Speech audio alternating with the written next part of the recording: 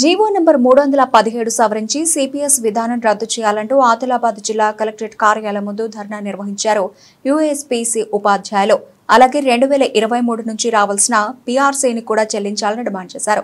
గత బీఆర్ఎస్ 10 సంవత్సరాలు ఉపాధ్యాయ ఉద్యోగులపై వివక్షత చూపించిందని ఈ సందర్భంగా తెలిపారు. ఈ రోజు ఆదిలాబాద్ కేంద్రం కలెక్టరేట్ ముందట ఈ రెండవ దశ పోరాటం, మూడవ దశ పోరాటం ఇందిరా పార్క్ హైదరాబాద్ కేంద్రంలో ఉంటుంది.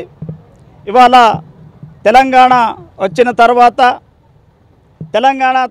తర్వాత 10 సంవత్సరాలు ఆ బీఆర్ఎస్ ప్రభుత్వం పరిపాలనలో ఉపాధ్యాయులు వివక్షత గురి అవ్వడం, ఆ తర్వాత కాంగ్రెస్ ప్రభుత్వం వచ్చిన తర్వాత సమస్యలుగానే పేరుకుపోతున్నాయి తప్ప సమస్యలను పరిష్కరించడం కొరకు ప్రభుత్వాలు ఏ మట్టు కూడా అసలు ఉపాధ్యాయ సంఘాలతో కానీ ఉద్యోగ సంఘాలతో కానీ సమస్యల పరిష్కారం కొరకు ఎలాంటి చర్యలు తీసుకోకపోవడం వలన ఈరోజు ఉపాధ్యాయ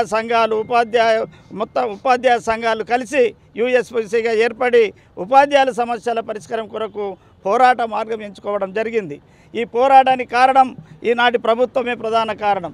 ఇవాళ మేము పీఆర్సీ 2023 నుండి పీఆర్సీ రావాల్సినటువంటి బకాయి పీఆర్సీ చేయలేదు. అదే కాకుండా మన ఉపాధ్యాయులకు రావాల్సినటువంటి పెండింగ్ బిల్లులు ఇప్పటి వరకు కూడా ఇవ్వకుండా ఉండడం అనేది ఉపాధ్యాయుల యొక్క మానసిక వేదనకు గురి చేస్తున్నటువంటి పరిస్థితిని మేము గమనించాల్సిందిగా ప్రభుత్వాలకు మేము కోరుతున్నాం.